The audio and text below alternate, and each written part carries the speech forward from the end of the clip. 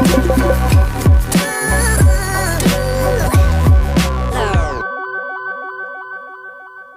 everyone, and welcome back to my channel. And if you're new here, my name is Kaylin and I'm going to make a video today that is a little bit different but still about frugal living. I wanted to talk about my granny and how she kind of inspired me with frugal living and what she taught me about it. Not even intentionally, but just through her own actions and like the memories that I have of her. And I just thought there might be something helpful to find in there because I found her hugely inspiring in that way. And when I knew her, she was on a very low income and she lived on her own. She separated from my granda whenever my mum was a teenager, and she lived on her own in a like housing executive flat, but it didn't feel like that. Like I felt like she always made the best of things and she was really good at stretching her money. I have made myself a latte, but I've had to improvise. This is how my day's going so far. I made myself coffee in my coffee pot, and then I went to pour it into the like frothy milk to make a latte, and it was just water because I hadn't put coffee in it.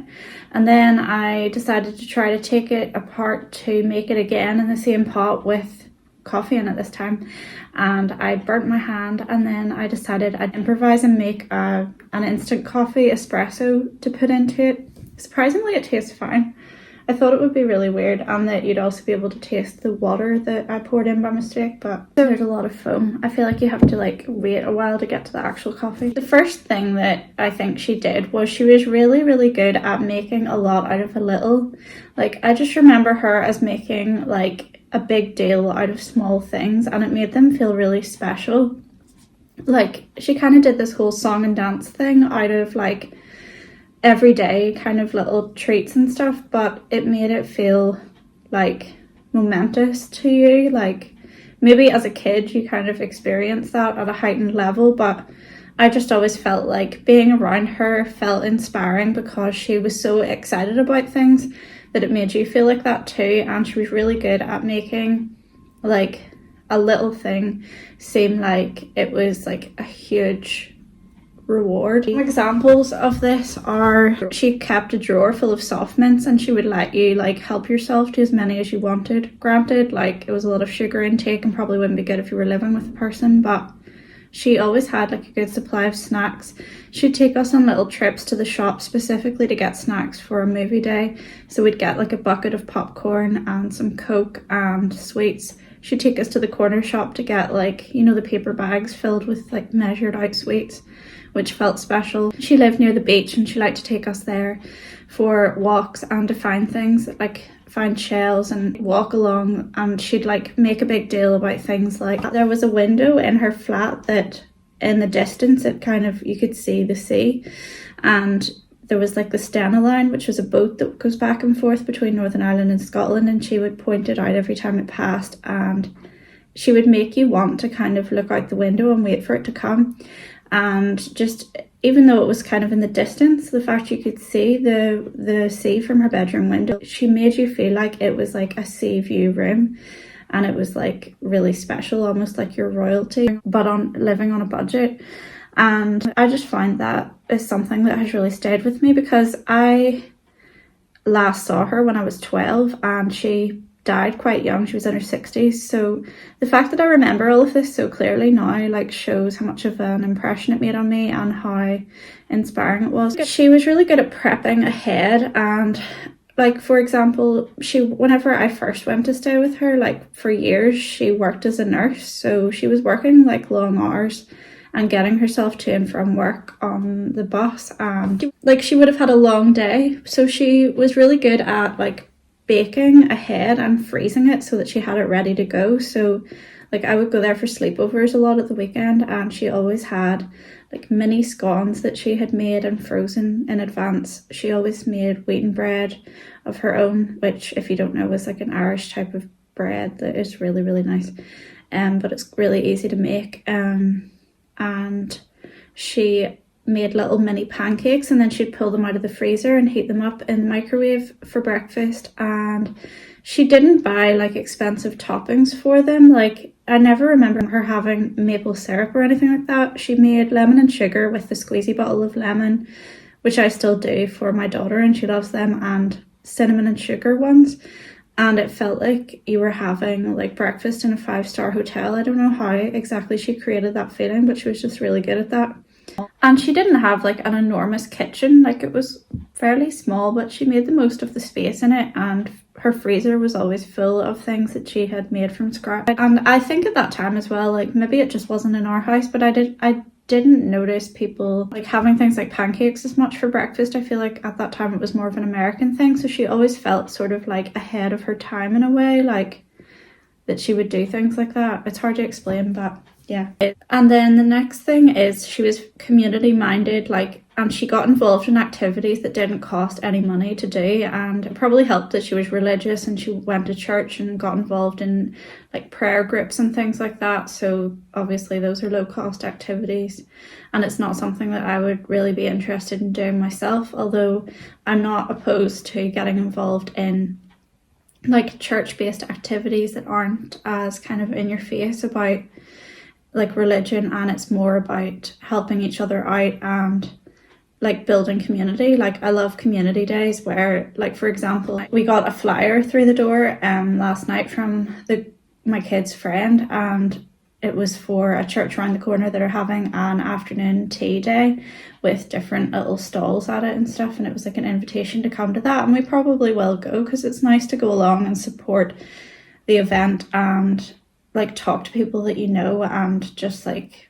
it's a low cost activity to do. And she was good at finding that kind of thing, and she was also happy in her own company. She wasn't always like running about trying to find things to fill the gap. But I remember her doing things like watering the neighbours' plants when they were on holiday, and she always seemed to get talking to people that lived close to her and like offering to do favours for them and stuff. So, and I guess they probably like repaid her as well in that way. So I was really surprised whenever my mum told me that she was really bad at managing money when she was younger, and that she just like tore through her money and didn't save anything and loved to go shopping and stuff, because I just didn't see her that way at all. Because when I knew her, she seemed to be really careful with her money, and maybe by that point she had less money to spend as well.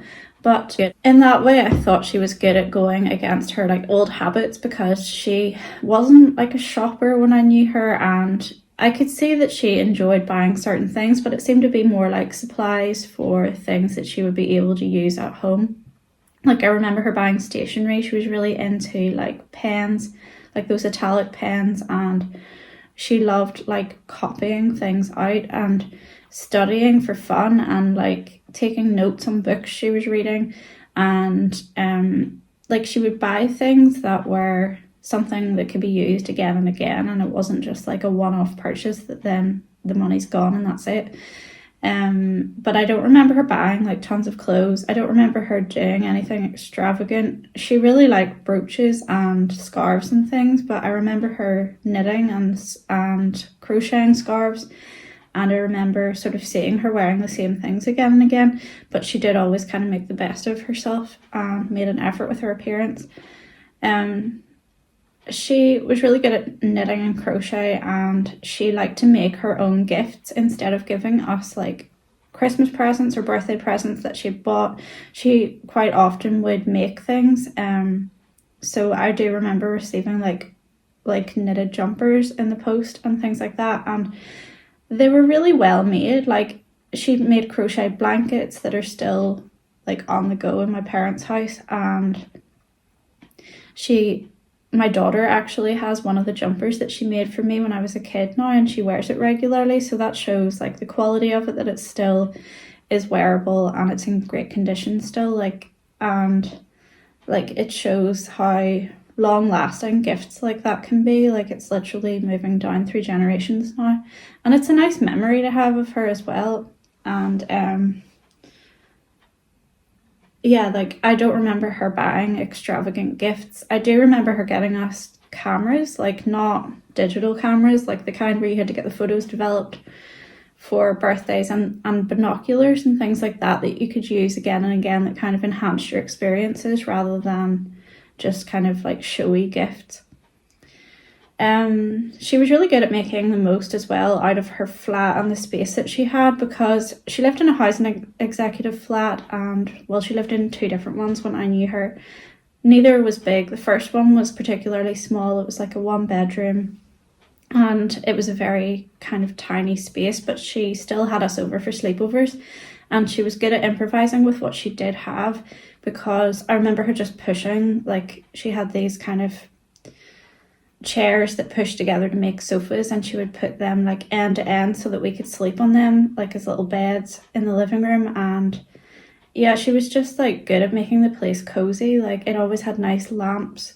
She was really into like those lamps that look like oil lamps, and she was just good at creating like an atmosphere.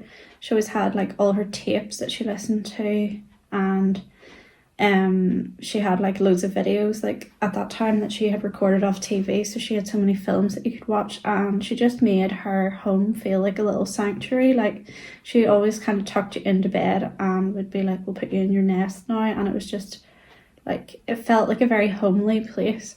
And yeah, I remember her little bells as well. She loved bells that she hung on like strand around the mirror in the hall, so when you walked in it kind of made this like tinkling noise. And yeah, it was just like she paid attention to little details like that. Another way that she like inspired me with like low budget activities was that she did crafting with like nature finds. Like she lived near the beach and we would walk to it sometimes or get the bus. And I remember us finding like a stick that she decided to bring home. She got me to like use like a knife to kind of like get rid of the bark, and then she got me to sand it down and varnish it to make like a walking stick. And I remember her doing like rock painting with us when we were really small. She got this glitter paint so we could paint our initials on them, and we gave them as like door stoppers to our other grandparents for a Christmas present, and they really loved them. So she was good at working with what she could find in the natural world, like, and using the supplies she had on hand instead of going out and buying stuff to make crafts. Another way that she saved money was using public transport and walking a lot. She never had a car and never did her driving test, so she didn't have a license. Whenever I was little, I do remember her having like a scooter, kind of like a motorbike, and she would come to our house on that, but I think she quite quickly got rid of it. I guess she was getting older, and then she just started to use the bus all the time and walk. And we used to meet her at her work on a Friday afternoon, and we would get the bus into town with her and go to Burger King for dinner, and then get another bus back to her flat. And it felt like a little adventure. And she just kept her travel costs low by doing that, and she always got the bus to work as well. She was really good at throwing dinner parties, and my mum said even whenever she was little, she was very like into that. And she and my granda would go to this place that's still there called Sawyer's, which is like a kind of fancy deli, and they would get special ingredients from it for like making food for these parties. Like she made like, you know, those like 1960s kind of gelatin encased like meats and stuff like that. So she liked to make fancy things in the house, and they did spend money on things like quality food and drink. But I don't remember her eating out, other than if we went for lunch in the fish and chip shop sometimes, or we would go to Maud's for an ice cream and get a coffee as well, or we would go to Burger King like on a Friday when we went there for a sleepover. But I don't remember her eating out other than that. And she was really good at throwing dinner parties instead of doing that. And I remember her throwing dinner parties for our birthdays, and she was just good at making them feel really special. Like she got the little miniature cheeses that you can get, and she found out everybody's favorite one, and then she would always have it for you for like after dinner. And she got us like pomegranates, and that felt really fancy for some reason, because I didn't really see many of them at that point, and we used to love picking out the seeds from them. And she was just good at making like a party like with her own resources at home. And the last thing that I think I noticed was that she was satisfied with what she had. Like, she didn't kind of bemoan the fact that like she couldn't go abroad and things like that. I don't remember her ever going on a foreign holiday, and I don't think she ever left the UK. I know she loved Scotland, and she would sometimes get like the ferry there, and she liked to go on like bus tours, like with groups of people, and she would go to like seaside holidays and stay in like a kind of cheap like B&B. But I don't remember her ever going on like really expensive holidays and using credit cards and things like that. I don't even think she had one, which I don't either. And she basically wouldn't deprive herself of holidays, but she would do it in an affordable way. And that's what I try to do now as well. Like, I like to go on little trips throughout the year just to break things up, even just for one night, just for a change of scenery. And we will usually stick to going somewhere that's easily drivable, because it still gives you the holiday experience, but without the cost. Yeah, so those are just some of the ways that she really inspired me to be careful with money, but also creative, and to always make yourself feel like you're rich, like even if you're not. And if anyone finds this video helpful, like let me know and I can make more videos like this, because I'm sure there are like hundreds of things that she did that I can still remember that inspired me in my like own frugal living. And yeah, thanks for watching, and don't forget to subscribe and leave a comment if you have anything you want to share, and I'll see you soon. Bye.